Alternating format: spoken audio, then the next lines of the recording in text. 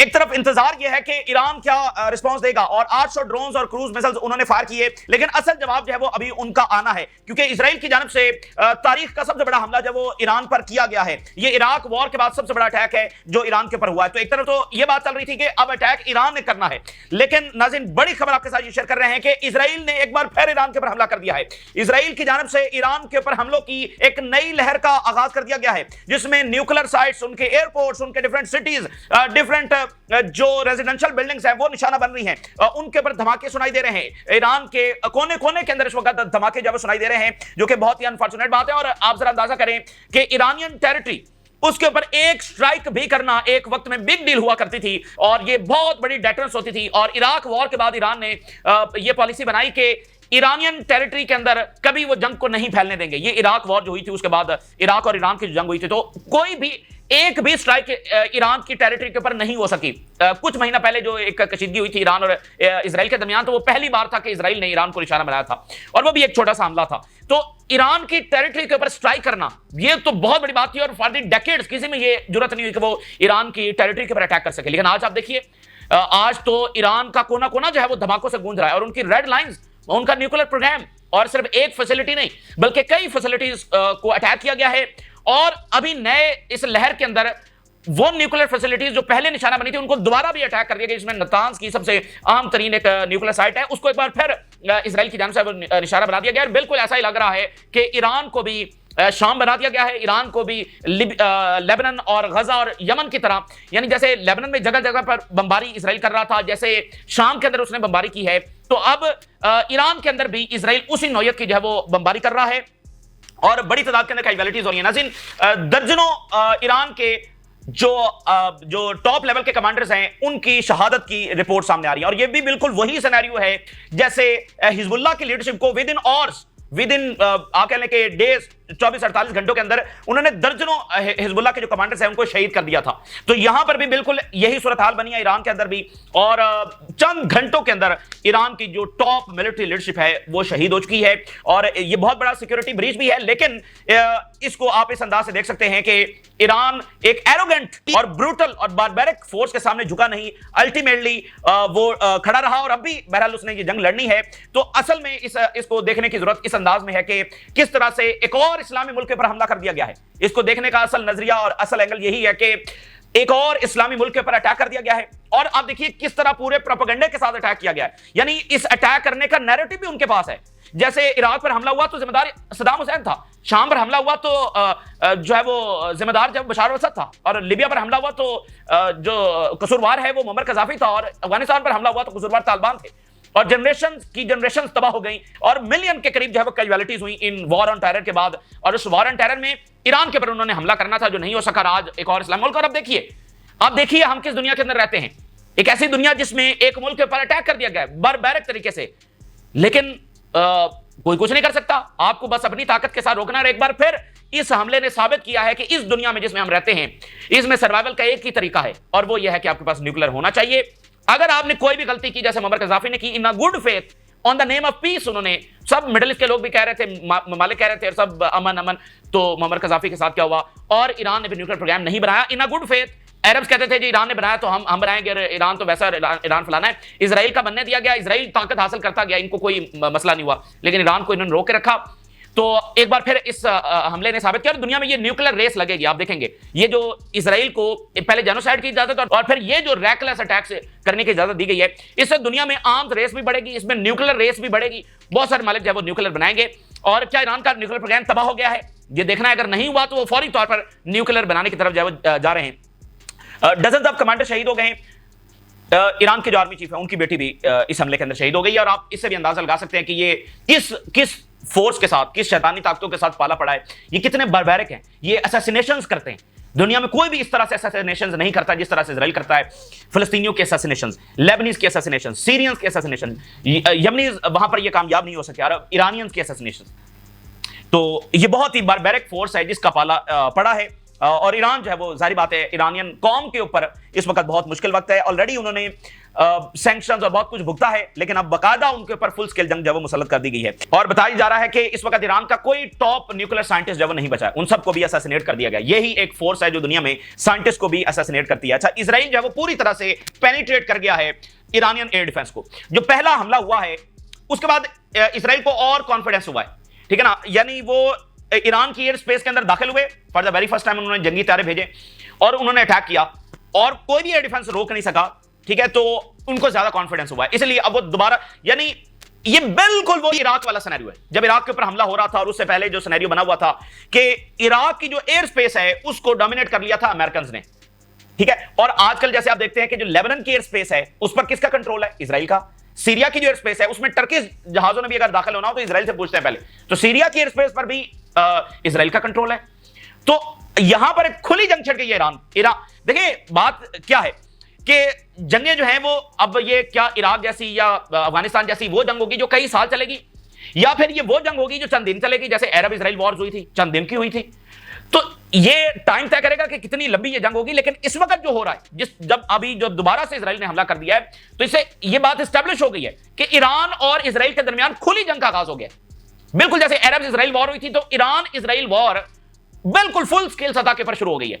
इसमें भी स्टेजेस हैं, वो आगे से आगे मामला बढ़ता चला जाएगा, लेकिन इसको हम फुल स्केल वॉर, जिसमें ईरान की जगह जगह वहां पर जो उनकी साइट्स हैं उनको निशाना बनाया जा रहा है, न्यूक्लियर साइट्स को, मिलिट्री बेसेस, एयरपोर्ट के ऊपर। अभी जो नया अटैक हुआ है उसके अंदर जब वो एयरपोर्ट को निशाना बनाया गया है, तो पहले हमले के बाद इजराइल को और कॉन्फिडेंस मिला है और अब ईरानियन एयर स्पेस के अंदर उसके जहाज घूम रहे हैं, वो जा रहे हैं, वो अटैक कर रहे हैं, वो वापस आ रहे हैं। मुकम्मल जो एयर डोमिनेंस है वो इस वक्त इजराइल को हासिल हो गई। ये बड़ी खतरनाक बात है कि ईरानियन एयर स्पेस में अब फ्रीली जो इजरायली जहाज है वो जा सकते हैं। और अगर आप नोट करें, लेबनान कंट्रोल इनका, शाम कंट्रोल इनका, इराक अमेरिका बैठा हुआ है, और अब ईरान, ये तमाम जो एयर स्पेस है, और बाकी तो जो गल्फ कंट्रीज हैं, बाकी तो किसी की कोई सलाहियत नहीं है और ना कोई उसका कोई मामला है कि वो कोई इजराइल को कन्फ्रंट करेगा।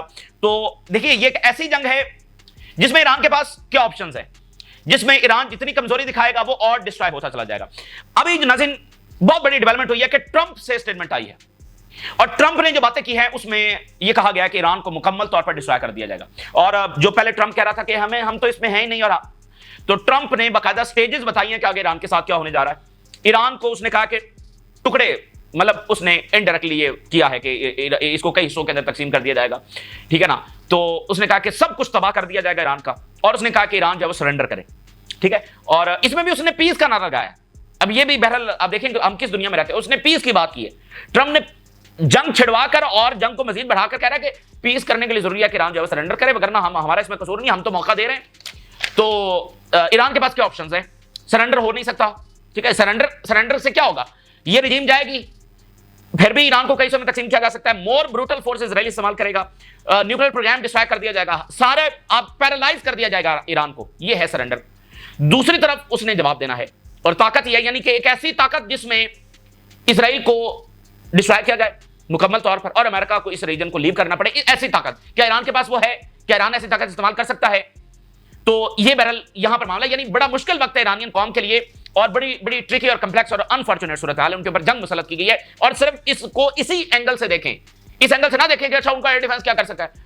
और भाई मतलब क्या ईरान सरेंडर कर देता? भाई वो लड़ा है, उसकी जितनी, उधर इजराइल है, पीछे पूरा वेस्ट है, अमेरिका खड़ा है, तो इधर तो एक ईरान है हमेशा से लड़ रहा है। तो इसको इस एंगल से ना देखेंगे अच्छा भाई उनकी इंटेलिजेंस किधर गई, अच्छा उनका एयर डिफेंस किधर गया। इसको इस एंगल से देखें कि ईरानियन कौम जो कभी कॉलोनाइज नहीं हुई और जो पहले दिन से अमन की बात करते रहे, उस कौम के ऊपर जो है वो जंग मुसल्लत की गई। इसको सिर्फ इस एंगल से देखें, वगरना इराक में भी यही हुआ, कसूरवार इराकियों को बनाया गया, शाम में भी यही हुआ, कसूरवार शामियों को बनाया गया, लेबनान में भी यही हुआ, यमन में, लिबिया में, सूडान में, सोमालिया में, हर जगह पर यही होता है, अफगानिस्तान में। तो सही एंगल से देखने की चीजों को जरूरत है। और आप जरा ट्रंप की देखें कि इसने पीस का नारा लगाया है, और पीस का नारा लगाकर इसने 5वें महीने में ही वो जंग छेड़ दी जो 5 दहाइयां नहीं हो सकी। कोई जो अमेरिकन लीडर है वो ये जंग नहीं छेड़ सका जो इस वक्त ट्रंप ने बहरहाल छेड़ दी है। तो जंगें ही जंगें हैं। हम ये ट्रंप के आने के फौरी बाद हम ये बात कर रहे थे, और 90% हमें यही लगता था कि जंगें ही जंगें हैं, लेकिन 10% था एक होप, या एक बंदा कहता है कि भाई जब तक हो नहीं जाता। तो अब वो वाज़ेह हो गया कि ना सिर्फ ईरान की जंग बल्कि इसमें से कई जंगें, और ये जनूबी एशिया, और ये भी दूर नहीं है, यानी कि ये क्राइसिस यहां तक फैलेगा, ये क्राइसिस जब वो हर तरफ फैलने जा रहा है। अच्छा, ईरान में मुजाहरे भी हो रहे हैं और बहुत बड़ा हमला, ईरानी सदर की भी स्पीच भी हुई है। इजरायली जो एयरपोर्ट है वो खाली करवाए जा रहे हैं। नेतन्याहू का जो प्लेन है वो शिफ्ट कर दिया गया है, इजराइल से उसको निकाल दिया गया है और ग्रीस जो है वहां पर जो ट्रम्प का जहाज है उसको शिफ्ट किया गया है। तो ये तमाम सूरत हाल आपके सामने रखते हैं, हेडलाइंस आपके सामने रखते हैं। नाज़रीन, इस वक्त सूरत हाल क्या बन गई है? एक तो मिनटों में सूरत हाल तब्दील हो रही है और खुली जंग का आगाज हो चुका है और सिनेरियो ये था कि ईरान ने जवाब देना है, लेकिन इजराइल की तरफ से फिर हमला कर दिया गया, जिसके साथ एक नई रियलिटी हमारे सामने खुल गई है। मतलब एक और हकीकत खुल गई है, वो ये है कि इसका मतलब ईरान कुछ करे या ना करे, इजराइल का हमला सिर्फ एक हमला नहीं है, इजराइल आगे बढ़ता चला जाएगा। और यही बात ट्रंप ने फिर खुलकर की है कि आगे मजीद स्टेजेस आ रही हैं और ट्रंप ने कहा कि वो और ज्यादा डिस्ट्रक्टिव स्टेजेस हैं। यानी ईरान का जवाब आएगा नहीं आएगा। इजराइल का हमला सिर्फ एक हमला नहीं है, वो न्यूक्लियर साइट्स को, वो इनके ऑयल इंफ्रास्ट्रक्चर को, वो एक एक चीज को तबाह करने जा रहे हैं। यानी हमले अब होते रहेंगे, चंद घंटों के बाद हमला होगा। बिल्कुल जैसे लेबनान के ऊपर बमबारी हुई थी तो वो तो एक साउथ के सारा मामला था, लेकिन अब ये पूरे ईरान के अंदर, यानी उनकी जो सारी मिलिट्री कैपेबिलिटीज हैं उनमें अटैक्स होंगे। अच्छा, अब सवाल यह है कि अगर ईरान कमजोरी दिखाएगा तो वो और ज्यादा कॉन्फिडेंस के साथ आएंगे, अगर ईरान ताकत दिखाएगा तो फिर क्या होगा? फिर सामना अमेरिका से होगा। ठीक है ना, दो ही सिनेरियो। कमजोरी दिखाएगा तो वो और कॉन्फिडेंस से आएंगे, ताकत दिखाएगा तो सामना अमेरिका से होगा विदाउट एनी डाउट। तो अमेरिका बहुत तबाही ला सकता है, ईरान में बहुत तबाही ला सकता है। ठीक है, लेकिन ऑप्शन कोई नहीं है, ये जंग बहरहाल लड़नी है। तो अब ईरान के पास क्या ऑप्शन है? ईरान के पास ऑप्शन ये है कि वो सरेंडर कर दे। ठीक है, सरेंडर कर दे और अपना ये रिजीम भी जाए, शायद ईरान को कई हिस्सों में तकसीम कर दिया जाए और नई वहां पर ये कठपुतली रिजीम वहां पर ले आए, मिसाइल प्रोग्राम को रिवर्स कर दिया जाए, यानी बिल्कुल हाथ और पांव काट दिए जाए, पैरालाइज कर दिया जाए ईरान को। ये सरेंडर होगा, ये करना पड़ेगा। ठीक है, अच्छा, अगर ये नहीं करना तो जवाब देना है। और अब एक ऐसी जंग लड़नी है, लंबी जंग लड़नी है कि इजराइल को खत्म करना है, वगरना ईरान के लिए कोई सर्वाइवल नहीं है और अमेरिका के साथ भी टकराना है। इसके सवाल या फिर सरेंडर कर दें या फिर ये है, इसके अलावा जो है वो तीसरी चीज को नहीं है। यानी इस दूसरे हमले ने और ज्यादा वाज़ेह कर दिया है और जो ट्रंप से अनाउंसमेंट आई है वो उसने एक और वाज़ेह कर दिया। यानी एक फैसला कुन जंग जो या ईरान के खात्मे पर खत्म होगी या इजराइल के खात्मे पर खत्म होगी। लग रहा है कि ऐसा ही सिनेरियो इस वक्त बन चुका है। तो डिफिकल्ट टाइम है ईरान के लिए। और जमाल जो अब्दुल नासर थे, जबरदस्त लीडर थे और मिस्र के, और जमाल अब्दुल नासर मीटिंग कर रहे थे और उन्होंने कहा कि इजराइल की पहली स्ट्राइक के बाद फौरी हम अटैक करेंगे। तो उनके कमांडर ने जवाब दिया कि इज्जत माब, अगर हम पहली स्ट्राइक का इंतजार करेंगे तो इजराइल हमें पैरालाइज कर देगा और हम इस काबिल नहीं रहेंगे कि हम इजराइल को जवाब दे सकें। उसके बाद जमाल अब्दुल नासर की जानिब से पहल की गई थी। तो ताकत ही है जो, देखें आप लड़ किसके साथ रहे, वहां देखें ना, रशिया है ना, एक जंग हो रही है, वो फिर भी हॉस्पिटल्स को अच्छा कोई ज़ाब्ते हैं, अच्छा उन्होंने प्रेसिडेंशियल पैलेस को निशाना नहीं बनाया, मतलब एक ज़ाब्ते हैं, उसूल है, कुछ ना कुछ है।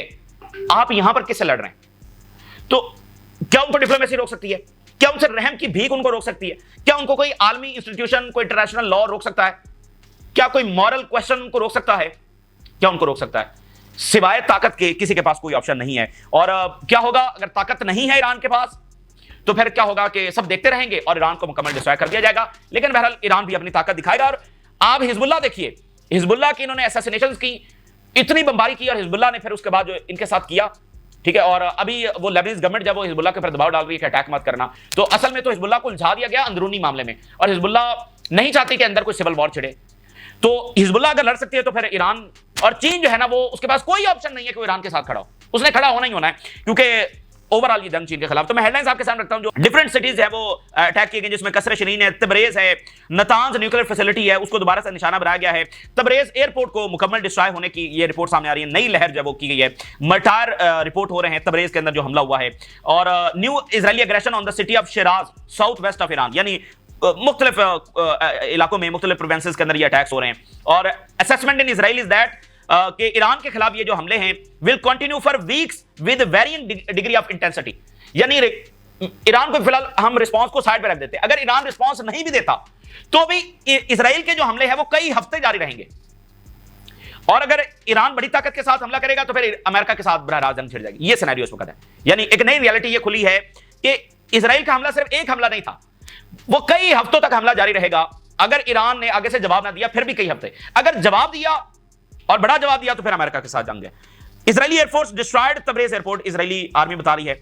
और जो नतान्स न्यूक्लियर फैसिलिटी है उसके ऊपर बता रहे हैं कि एक्सट्रीमली एक्सटेंसिव डैमेज हुआ है और वहां पर अब ये खौफ है कि अगर रेडिएशन लीक होती है, पहले हमले में तो नहीं हुई, अब ये दोबारा से उनको अटैक कर रहे हैं, तो अगर रेडिएशन लीक होती है तो फिर मामला क्या होगा। New wave of Israeli strikes on Iran और most of air force commanders were targeted while in underground headquarters. 20 top commanders की शहादत की रिपोर्ट आ रही है। बहुत ही अनफॉर्चुनेट, बहुत ही मुश्किल वक्त है ईरान की कौम के लिए। और एक अंडरग्राउंड फैसिलिटी के अंदर वही हिजबुल्ला वाला सिनेरियो है और यहां पर अंडरग्राउंड फैसिलिटी के अंदर वो मौजूद थे, कमांडर्स की मीटिंग हो रही थी, वहां पर अटैक हुआ है। और पिछला जो हमला हुआ 20 कमांडर टॉप और इसमें एयरफोर्स के कमांडर हैं वो शहीद हो गए हैं। एरोस्पेस जो फोर्स है और ये डील करती है मिसाइल प्रोग्राम्स को, इसको शहीद कर, इनके जो कमांडर हैं उनको शहीद कर दिया गया है। 20 senior Iranian military commanders were killed in Israeli strike on Iran. और leadership of the revolutionary guard air force was in meeting in underground headquarter in preparation for an attack on Israel. Israeli army बता रही है daughter of the Iranian chief of staff killed in Israeli strikes.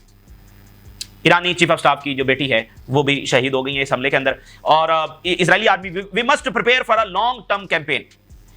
और Israeli defence minister hold a phone call with his American counterpart, secretary defence के साथ रब्ता।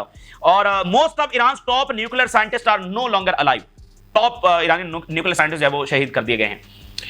PP Escobar एक जबरदस्त international analyst हैं, वो क्या बात कर रहे हैं और इसी एंगल से इसको देखने की जरूरत है कि इजराइल जो है वो वर्ल्ड सिक्योरिटी के लिए खतरा है और रीजन को एक बड़े क्राइसिस की तरफ धकेल चुका है। और इससे एक खतरा है कि हम आलमी जंग की तरफ जा सकते हैं, जिसको तुलसी गैबर्ट कह चुकी हैं कि हम आलमी जंग की तरफ जा रहे हैं। पीपी एस्कोबार ने क्या जबरदस्त बात लिखी है, वो कहते हैं कि lethal threat to the whole planet. Lethal threat to the whole planet वो क्या है?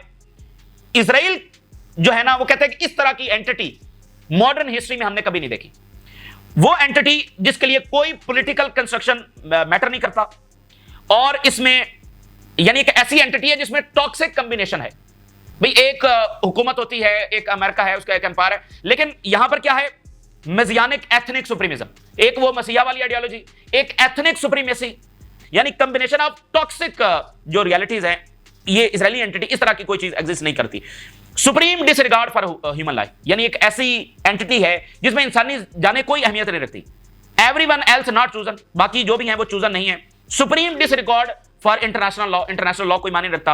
Unlimited access to lethal power, और फिर साथ उसको लिथल पावर जो है वो दे दी गई है और अनलिमिटेड एक्सेस दे दी गई है। तो इसलिए हम देख रहे हैं कि जब से इजराइल आया यहां पर कोई अमन अमान नहीं है।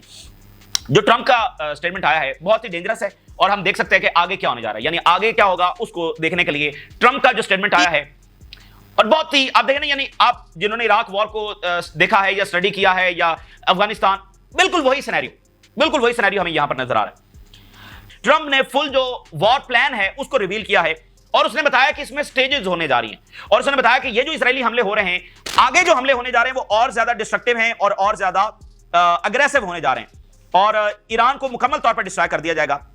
अब उसकी वर्डिंग आप सुने, वो कहता है कि I gave chance after chance to make a deal. मैंने ईरान को बहुत मौके दिए और इसमें आप देखें, यही मैं आपको बात बता रहा हूं कि उनका नैरेटिव देखें, वो अभी भी ये बात कर रहे हैं कि ये कसूर ईरान का है। हमने तो देखा उनको कितने मौके दिए हैं और हम तो अभी भी पीस की बात कर रहे हैं। आप जरा इसका अंदाजा लगाएं। और मैंने उनको स्ट्रॉन्गेस्ट वर्ड के अंदर बताया कि जस्ट डू इट, बस ये मुआहदा करो, बट उन्होंने नहीं किया। I told them it would be much worse than anything they knew, और मैंने उनको बताया कि कितना वर्स होगा तुम्हारे लिए। और हमने उनको बताते रहे United state makes the best and most lethal. ये वो शख्स है जो दुनिया में अमन का नारा लगा कर आया और इसकी वर्डिंग चेक करें। और इस वक्त ईरान में कैजुअलिटीज हो रही है, गजा में जेनोसाइड हो रही है और शाम, लेबनान, यमन ने बमबारी देखी है, देख रहे हैं। और इसकी वर्डिंग चेक करें, क्या बात क्या कर रहा है। कहता है कि हमारी जो मिलिट्री फोर्स है वो सबसे लिथल है एनीवेयर इन द वर्ल्ड। ये ईरान को बताया जा रहा है। देखें, किसी मुल्क के ऊपर ऐसा मौका वक्त ना आए जो इस वक्त ईरान के ऊपर आया, जो इराक के ऊपर आया, जो अफगानिस्तान के ऊपर आया। आप सोच भी नहीं सकते ये कितना पेनफुल होता है। हम बाहर से बैठे लोग कहते रहते हैं इनकी इंटेलिजेंस क्या है, इनका एयर डिफेंस क्या है। हम ये बातें करते रहते हैं और जरा सोचिए ईरान के लोग किस बारबैरिक फोर्स का किसके साथ जो है उनकी जंग होने जा रही है और उनके ऊपर मुसल्लत कर दी गई है। क्या अफगानिस्तान हमको याद नहीं है? क्या इराक और ये शाम और लीबिया हमें याद नहीं है? कितनी जनरेशन आफ्टर जनरेशन तबाह हो गई, ठीक है। और ये सब अमन पसंद लोग थे। तो क्या धमकी लगाई जा रही है कि हमारे पास लिथल इक्विपमेंट है। और इससे भी अगली बात सुनिए, और ये जो हमारा लिथल इक्विपमेंट है, मिलिट्री पावर है, इसमें से बहुत सारा हमने इजराइल को दे रखा है और इसमें से बहुत ज्यादा खरीद देने जा रहे हैं। And they know how to use it, और वो बहुत अच्छे तरीके से जानते हैं कि इसको इस्तेमाल कैसे करना है। हमारे पास दुनिया का सबसे डिस्ट्रक्टिव मिलिट्री है इक्विपमेंट है, उसमें से बहुत सारा हमने इसराइल को दे रखा है, बहुत सारा मजीद देने जा रहे हैं, और इसराइल को बहुत अच्छे तरीके से पता है कि इसका इस्तेमाल कैसे करना। ये वो शख्स बात कर रहा है जो दुनिया में अमन का नारा लगाकर आया। Iran must make a deal before losing everything. अब ये अगली बात सुन लीजिए, आगे क्या होने जा रहा है। बिफोर लूजिंग एवरीथिंग, इसका क्या मतलब है? सुप्रीम लीडर की असैसिनेशन, ईरानियन प्रेसिडेंट को निशाना बनाया जा सकता है, ईरानियन ऑयल इंफ्रास्ट्रक्चर को मुकम्मल डिस्ट्रॉय किया जा सकता है, ईरान की एक एक चीज को डिस्ट्रॉय कर दिया जाएगा। ये वो बात की जा रही है, ठीक है। ईरान डील करे वरना डिस्ट्रॉय। अब देखे ना, इल्जाम ईरान के ऊपर है कि ये ईरान की वजह से सारा कुछ हो रहा है, क्योंकि वो डील नहीं कर रहा। और डील क्या है? जो चीज उन्होंने मिलिट्री के जरिए अचीव करनी है वो सरेंडर करवाना चाहते हैं। यानी अमेरिकन अंदर जाएंगे, वो न्यूक्लियर प्रोग्राम को डिस्ट्रॉय करेंगे, वो इनके मिसाइल प्रोग्राम को रिवर्स करेंगे, वो इस रेजीम को हटा देंगे, और वो ईरान को कई टुकड़ों में भी तकसीम कर सकते हैं। ये डॉक्यूमेंट साइन करने, ये इस डील की बात की जा रही है, ये होगा। तो अब ईरान के पास डील करने के लिए क्या है भाई? डील तो न्यूक्लियर पर हो रही थी ना, तो न्यूक्लियर तो डिस्ट्रॉय कर दिया इसराइल ने, हमला कर दिया, तो अब किसी चीज की डील होनी है। तो ये मेरा ख्याल है पॉइंट ऑफ नो रिटर्न के ऊपर हम चले गए, इस हमले के साथ पॉइंट ऑफ नो रिटर्न की तरफ चले गए। और we gave Iran chance after chance, हमने तो बड़े मौके दिए ईरान को। Iran must reach a deal before there is nothing left and save that, ये बात सुनिए, was once known as the Iranian empire. देखिए ईरान जो है ना, वो अपनी टेरिटरी के लिहाज से कभी डिवाइड नहीं हुआ, इसके ऊपर कॉलोनी नहीं बनाई जा सकी। यानी ये जो इस वक्त ईरान है, जो कि पर्शिया है एक्चुअली, तो ये छोटा बड़ा होता रहा है, लेकिन ओवरऑल पर्शिया जो है वो डिवाइड नहीं हो सका, दो पर्शिया कभी भी नहीं बने, कॉलोनाइज नहीं हुआ। तो ट्रंप क्या बात कर रहा है कि अब ये नहीं रहेगा, यानी ये टुकड़े करने की बात की जा रही है कि कई हिस्सों के अंदर ईरान को जो तकसीम कर दिया जाएगा। तो ये चीज है जो ईरान का सामना कर रही है। जवाब नहीं देगा तो इसराइल के हमले जारी हैं और वो जारी रहेंगे, मुकम्मल डिस्ट्रॉय कर देंगे। जवाब देगा तो फिर अमेरिका आ जाएगा। ये सूरत हाल है जिसका ईरान को इस वक्त सामना है। और दूसरा ऑप्शन सरेंडर का है, यानी सरेंडर में क्या होगा, जो चीज वो मिलिट्री के जरिए अचीव करना चाहते हैं वो वैसे ही अचीव कर लेंगे। तो ये इस वक्त सिनेरियो ईरान के सामने। सिर्फ ताकत, और एक ऐसी ताकत जो इसराइल ने विटनेस नहीं की, सिर्फ वो ही इसराइल को रोक सकती है, इसके अलावा कोई चीज नहीं। अब आज ये कि ईरान ने रिस्पांस देना है, किस तरह का रिस्पांस होगा, क्या उनकी कैपेबिलिटीज हैं। बताया जा रहा है कि इसराइल हाई अलर्ट है, cancellation of series of events, Israel के अंदर बहुत सारे इवेंट्स हो रहे थे, उनको कैंसिल कर दिया गया है। जो मिनिस्टर्स हैं इसराइल के, उनको कहा गया है कि व्हाट्सएप और ये सारा यूज ना करें, क्योंकि जो इसराइली मिनिस्टर्स हैं उनको असैसिनेट किया जा सकता है। इस तरह की चीज कुछ ईरान ने करनी है अपनी ताकत शो करने के लिए। तो ये मिनिस्टर्स हैं, उनको इंस्ट्रक्शन जारी की गई हैं। जो नेतन्याहू का प्लेन है, द विंग ऑफ जायन उसका नाम है, उसको बेन गुरियन एयरपोर्ट से निकाल दिया गया है और ग्रीस भेज दिया गया है, और बेन गुरियन एयरपोर्ट को मुकम्मल तौर पर खाली कर दिया गया है। और इस वक्त ईरान के डिफरेंट सिटीज के अंदर मार्चेस हो रहे हैं टू कंडेम इजरायली एग्रेशन। और जो ईरान के सदर हैं उनकी स्पीच हुई है, ईरान के स्पीकर और प्रेसिडेंट की स्टेटमेंट दो आखिर में देखिए। Israel started the attack but we will be the ones to end it. शुरू इसराइल ने किया, खत्म हम करेंगे, ईरान कह रहा है। और सदर ने कौम से खिताब किया है और उन्होंने कहा कि हमारा रिस्पॉन्स जो कि लेजिटिमेट है और क्रशिंग होगा, और in response to this stupid act, और I call on people to trust their leadership. The country will emerge from the crisis with its head held high. हम जो है ना सर फखर के साथ बुलंद होगा, इस तरह से हम इस क्राइसिस से निकलेंगे। तो ईरान के ऊपर जंग छेड़ी गई है ताकि इनकी इकोनॉमी मजीद डिस्ट्रॉय हो जाए, इस रजीम को बदल दिया जाए। और उसके बाद फिर क्या होगा, देखिए ईरान डिस्ट्रॉय हो गया तो रीजन तो ऑलरेडी इसराइल को मानता है, वो बिल्कुल मुकम्मल 100% सबड्यू कर जाएगा और गजा के ऊपर कब्जा हो जाएगा, इसी तरह वेस्ट बैंक के ऊपर भी हो जाएगा और ग्रेटर इसराइल बन जाएगा। इसका नतीजा यानी ये चीज, या इसराइल ने ग्रेटर इसराइल बनना है जंग के बाद, ठीक है, या फिर ईरान वो एक ऐसी जंग लड़े, एक ऐसी लंबी जंग जो इसराइल को डिस्ट्रॉय कर सके, वो करना, उसके अलावा कोई दूसरी चीज नहीं है। यानी कि गजा पर कब्जा हो जाएगा अगर ईरान जो है वो लूज कर जाता है। तो बाकी देखें पूरा रीजन ही है ना, उन्होंने कंट्रोल कर लिया, तो पीछे क्या बचा? रेजिस्टेंस की सपोर्ट तो ईरान ही से जाती थी, तो वो कैसे लड़ेंगे? तो बहरहाल ये इस वक्त मुश्किल तरीन वक्त इस्लामी दुनिया के ऊपर आ पड़ा है। आप अंदाज लगा करें, तेजी के साथ डेवलपमेंट्स हो रही हैं, आपके साथ शेयर करते रहेंगे। इजाज़त दीजिए, अल्लाह हाफ़िज़।